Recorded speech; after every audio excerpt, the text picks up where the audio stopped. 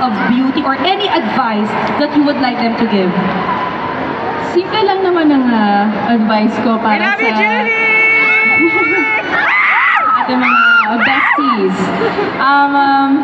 Don't be afraid to show who you really are. Kasi at the end of the day, ikaw pa rin naman talaga nakakilala sa sarili mo, di ba? Alam natin, katulad nga na sinabi ni Ate Dayan kanina, na may standards kasi pagdating sa pagiging maganda or sa beauty, di ba? Especially sa social media ngayon, di ba? Sobrang iba-iba na yung nakikita natin, or you know, we always think we should look a certain way, or like we should dress a certain way, should wear our makeup a certain way, di ba? So parang you show your true unique self. And syempre mangyayari lang yun kapag naniniwala kayo sa sarili niyo.